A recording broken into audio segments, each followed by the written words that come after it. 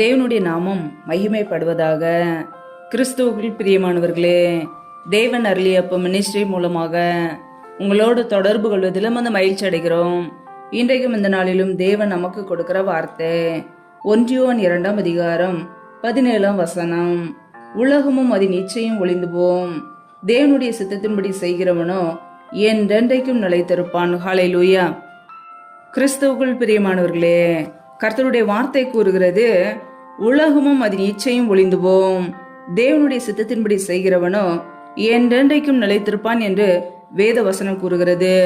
ஆம் பிரியமானவர்களே, இந்த உலகமும் இந்த உலகத்தில் உள்ள இச்சைகளும் ஒரு நாள் அழிந்து போகக்கூடியது. ஆனால் தேவ சித்தத்தின்படி நாம் செய்கிற போது நிலையான பரலோக ராஜ்யத்தை நாம் சுதந்திரித்துக் கொள்ள முடியும். ஹல்லேலூயா. உலகத்திலும் உலகத்தில் உள்ளவைகளிலும் அன்பு கூறாதிருங்கள் என்கிறார். ஒருவன் உலகத்தில் அன்பு கூர்ந்தால் அவனிடத்தில் பிதாவின் அன்பில்லை என்று வேத வசனம் கூறுகிறது. ஆம் பிரியமானவர்களே, நம்முடைய வாழ்க்கையிலே மாம்ச இச்சைகளுக்கு இடம் கொடுக்க கூடாது, கண்களின் இச்சைகளுக்கு இடம் கொடுக்க கூடாது. ஒவ்வொரு நாளும் நம்முடைய வாழ்க்கை தேவ சித்தத்துக்கு அர்ப்பணித்து பரிசுத்தமுள்ளவர்களாய் வாழ அர்ப்பணித்து தேவனுக்கு பிரியமுள்ளவர்களாய் வாழ வேண்டும். ஹல்லேலூயா. இந்த உலகமும் இந்த உலகத்தின் இச்சையான காரியங்களும் ஒரு நாள் ஒளிந்து போகும்.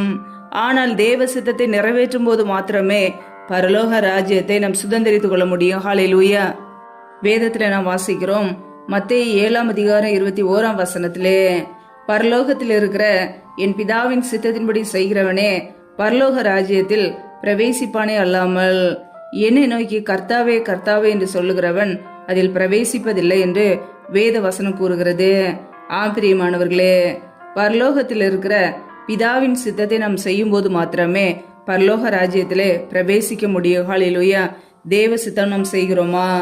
ஒவ்வொரு நாளும் நம்முடைய வாழ்க்கையிலே சுய சித்தத்தை வெறுத்து கர்த்தருடைய சித்தத்தை நிறைவேற்றுகிறோமா என்பதை ஆராய்ந்து பார்க்க வேண்டும். ஹல்லேலூயா. நாம் பரிசுத்தம் உள்ளவர்களாய் வாழ வேண்டும் என்பது பிதாவின் சித்தமாய் இருக்கிறது. வேதத்திலே வாசிக்கிறோம், 1 தெசலோனிக்கர் 5 அதிகாரம் 15 முதல் 18 வரைக்கும் நாம் வாசிக்கும் பொழுது பிதாவின் சித்தத்தை குறித்து நாம் அறிந்து கொள்ள முடியும். ஒருவனும் மற்றொருவன் செய்யும் தீமைக்கு தீமை செய்யாதபடி பாருங்கள், உங்களுக்குள்ளும் மற்ற யாவருக்குள்ளும் எப்பொழுதும் நன்மை செய்ய நாடுங்கள், எப்பொழுதும் சந்தோஷமாயிருங்கள், இடைவிடாமல் ஜெபம் பண்ணுங்கள், எல்லாவற்றிலையும் ஸ்தோத்திரம் செய்யுங்கள். அப்படி செய்வதே கிறிஸ்து இயேசுவுக்குள் உங்களை குறித்து தேவனுடைய சித்தமாய் இருக்கிறது என்று வேத வார்த்தை கூறுகிறது. ஆம் பிரியமானவர்களே, மற்றவர்கள் செய்கிற தீமைக்கு தீமை நாம் செய்யக்கூடாது. எப்பொழுதுமே நாம் நன்மை செய்ய வேண்டும், எப்பொழுதும் நாம் சந்தோஷமாய் இருக்க வேண்டும், இடைவிடாமல் ஜெபிக்கிறவர்களாய் இருக்க வேண்டுமா, எல்லா காரியத்திலும் ஸ்தோத்திரம் செய்ய வேண்டும். நம்முடைய வாழ்க்கையில எது நடந்தாலும் ஸ்தோத்திரம் செய்ய பழக வேண்டும். அப்படி செய்வதே கிறிஸ்து இயேசுவுக்குள் உங்களை குறித்து தேவனுடைய சித்தமாய் இருக்கிறது என்று தேவனுடைய வார்த்தை கூறுகிறது. ஆம் பிரியமானவர்களே, நம்முடைய வாழ்க்கையிலே ஒவ்வொரு நாளும் தேவ சித்தம் செய்ய நாம் அழைக்கப்பட்டு இருக்கிறோம். ஹல்லேலூயா. கர்த்தராகிய இயேசு கிறிஸ்து பிதாவின் சித்தத்தை, பிதாவின் விருப்பத்தை நிறைவேற்றினார். நாமும் பிதாவின் சித்தத்தை செய்யும் போது மாத்திரமே நித்திய ஜீவனை நாம் சுதந்திரித்துக் கொள்ள முடியும். ஹல்லேலூயா. நம்முடைய வாழ்க்கையிலே நம்முடைய சுய விருப்பங்களை வெறுத்து தேவ சித்தத்தை செய்ய அர்ப்பணிப்போம். ஹல்லேலூயா. ஒரு பாவி மனம் திரும்பும் போது பரலோகமே சந்தோஷப்படுகிறது. ஒருவரும் கெட்டு போகாமல் எல்லாரும் மனம் திரும்ப வேண்டும் என்பது தேவனுடைய சித்தம். ஆம் பிரியமானவர்களே, நம்முடைய வாழ்க்கையிலே மனம் திரும்பிய ஒரு அனுபவம் இருக்கிறதா? ரட்சிக்கப்பட்டவர்களா இருக்கிறோமா? பாவத்தை வெறுத்து வாழ்கிறோமா?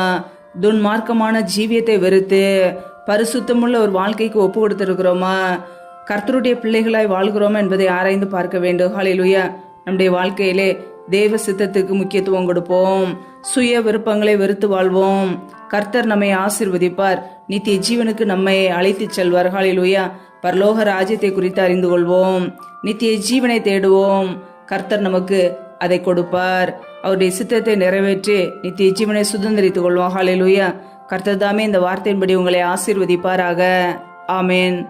நம்மை நாமே தேவ சமூகத்திலே தாழ்த்தி அர்ப்பணித்து ஜெபிப்போம். ஜெபம். எங்களை அதிகமாய் நேசிக்கிற எங்கள் அன்பின் பரலோக தகப்பனே, மை துதிக்கிறோம், ஸ்தோத்திரிக்கிறோம். அப்பா, இந்த இரவு வேலைக்காக மை துதிக்கிறோம், ஸ்தோத்திரிக்கிறோம். ஒவ்வொரு நாளும் கண்ணின் மணி போல எங்களை பாதுகாத்து கிருபையோடு ஜீவனோடு சுகத்தோடு பலத்தோடு ஆரோக்கியத்தோடு எங்களை வைத்திருக்கிறீரே, நன்றியப்பா. எங்களுடைய தேவைகளை சந்திக்கிறீரே, நன்றி. ஒவ்வொரு நாளும் உண்ணவும் உடுக்கவும் தங்குவதற்கு இடம் கொடுத்து எங்களை பாதுகாக்கிறீரே நன்றியப்பா. இப்பொழுது இணைந்திருக்கிற ஒவ்வொரு குடும்பங்களையும் நம்முடைய கரங்களிலே தருகிறோம். கர்த்தர் தாமே ஒவ்வொரு குடும்பங்களையும் பாதுகாத்துக் கொள்வீராக. பிள்ளைகளை ஆசீர்வதிங்க. பிள்ளைகள் செய்த தவறுகள், குறைகள், குற்றங்கள் எல்லாவற்றையும் மன்னிங்கப்பா. இப்படி பரிசுத்த இரத்தத்தினால் கழுவி சுத்திகரிங்க. பிள்ளைகள் என்னென்ன தேவைகளுக்காக ஜெபிக்கிறார்களோ எல்லாவற்றையும் செய்து கொடுங்கப்பா. யாரெல்லாம் வியாபாரங்கள், தொழில்கள், வேலைகள் செய்கிறார்களோ கர்த்தர் அந்த குடும்பங்களை ஆசீர்வதிங்க. கைகளின் பிரயாசங்களை பெருக பண்ணுங்கப்பா. கைகளின் பிரயாசங்கள் தேவையில்ல செலவுக்கோ, வீண் செலவுக்கோ, மருத்துவ செலவுக்கோ அப்படின்னு சொல்லி போகாதபடிக்கு என் தேவன் ஆசீர்வதிங்க. இப்படி நன்மையினால் நிரப்புங்கப்பா. யாரெல்லாம் வேலை இல்லாமல் கஷ்டப்படுகிறார்களோ பிள்ளைகள் படிப்புக்கேற்ற நல்ல வேலைகளை ஏற்படுத்தி கொடுங்க. தடைகள் எல்லாவற்றையும் நீக்கி போடுவீராக. யாரெல்லாம் கர்ப்பத்தின் கனிக்காக ஜெபிக்கிறார்களோ கர்த்தர் அந்த குடும்பங்களை சந்திங்க. பிள்ளைகள் கர்த்தரால் ஒரு சுதந்திரம், கர்ப்பத்தின் கனி அவரால் கிடைக்கும் பலன் என்று வேதத்திலே வாசிக்கிறோம். அண்ணாளுடைய ஜெபத்தை கேட்டு ஆசீர்வதித்தது போல பிள்ளைகளையும் ஆசீர்வதிங்க. கர்ப்பத்தின் கனி தடைகள் எல்லாம் இயேசு கிறிஸ்துவின் நாமத்தினால நீங்கி போகட்டும். கர்த்தரை ஆசீர்வதிக்க போற கிருபைக்காக உமக்கு ஸ்தோத்திரம், ஸ்தோத்திரம், ஸ்தோத்திரம். எந்தெந்த குடும்பங்களில் எல்லாம் பலவீனத்தோடு, வியாதியோடு சோர்ந்து போயிருக்கிறார்களோ கர்த்தர் அவர்களை தொட்டு சுகமாக்குங்கப்பா. இப்படி தழும்புல கரங்களால் சுகமாக்குங்க. பலவீனத்திலே உடைய பலன் பரிபூரணமாய் விளங்கட்டும். கர்த்தர் ஆசீர்வதிங்க. எந்தெந்த குடும்பங்களில் எல்லாம் திக்கற்றவர்களாய் தனிமையோடு வாழ்கிறார்களோ கர்த்தர் அவர்களுக்கு உதவி செய்யுங்கப்பா. திக்கற்ற பிள்ளைகளுக்கு நிறைய சகாயர், நீர் மாத்திரமே உதவி செய்ய முடியும். பொருளாதார தேவைகளை சந்திங்க. பிள்ளையுடைய பண தேவைகளை சந்திங்க. ஆசீர்வதிங்கப்பா. யாரெல்லாம் கடன் பிரச்சனையிலே, உபத்திரவத்திலே கண்ணீரோடு வாழ்கிறார்களோ, நிம்மதி இல்லாமல் கஷ்டப்படுகிறார்களோ கர்த்தர் அந்த குடும்பங்களுக்கு உதவி செய்யுங்கப்பா. கடன் பிரச்சனையிலிருந்து விடுதலை கொடுங்க. பிள்ளையுடைய வாழ்க்கையை ஆசீர்வதிங்க. கைகளின் கிரியைகளை பெருக பண்ணுங்க. பிள்ளைகளை கடன் கொடுக்கிறவர்களாய் மாற்றுங்கப்பா. தரித்திர நிலைமைகள், வறுமைகள் எல்லாம் இயேசு கிறிஸ்துவின் நாமத்தினால நீங்கி போகட்டும். ரீபா ராபா தூராபா கதராபா ரீபா கேரே ஷேகே லாரா தாட்டா தாராபா. ஆவியானவரே நம்முடைய சமூகத்திலே தாழ்த்தி அர்ப்பணித்து ஜெபிக்கிறோம். எந்தெந்த குடும்பங்களிலெல்லாம் வாடகை வீட்டிலிருந்து கஷ்டப்படுகிறார்களோ கர்த்தர் அவர்களுக்கு ஒரு சொந்த வீட்டை ஆயத்தப்படுத்தி கொடுங்கப்பா. பண தேவைகளை சந்திங்க, பொருளாதார தேவைகளை சந்திங்கப்பா. இப்படியே கரங்களிலே தாழ்த்தி ஜெபிக்கிறோம். இந்த இரவு நேரத்தில் இன்பமான தூக்கத்தை கொடுங்க. சொப்பன தரிசனங்களோடு எங்களோடு கூட பேசுங்கப்பா. வரப்போற காரியங்களை வெளிப்படுத்துங்க. சற்று கொண்டு இருக்கிற போராட்டங்கள், பிரச்சனைகள், மரண பயங்கள், இருளின் அதிகாரங்கள், ஆபத்துகள், நாச மோசங்கள், தீமைகள், விக்னங்கள் எல்லாவற்றிற்கும் விலக்கி எங்களை பாதுகாத்து கொள்ளுங்க. இப்படியே ரத்த கோட்டைகளை மூடி மறைத்து கொள்ளுங்கப்பா. அதிகாலையில் எழுந்து தெய்வ சமத்திலே காத்திருக்க, உம்மை துதிக்க முடிய நாமத்தை உயர்த்த எங்களை அர்ப்பணிக்கிறோம். எங்களை ஆசீர்வதிங்க.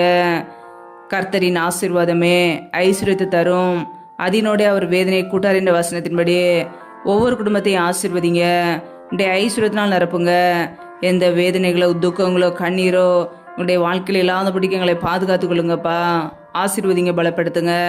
கர்த்தருடைய கரத்தில் தாழ்த்தி அர்ப்பணித்து ஜெபிக்கிறோம். இணைந்து ஜெபிக்கிற ஒவ்வொரு குடும்பங்களையும் ஆசீர்வதிங்கப்பா. எல்லா துதி, கன, மகிமை எல்லாம் ஒருவருக்கே செலுத்துகிறோம். இயேசு கிறிஸ்துவின் மூலம் ஜெபிக்கிறோம் ஜீவன் உள்ள நல்ல பிதாவே, ஆமேன். கர்த்தர் தாமே உங்களையும் உங்கள் குடும்பங்களையும் ஆசீர்வதிப்பாராக. ஆமேன்.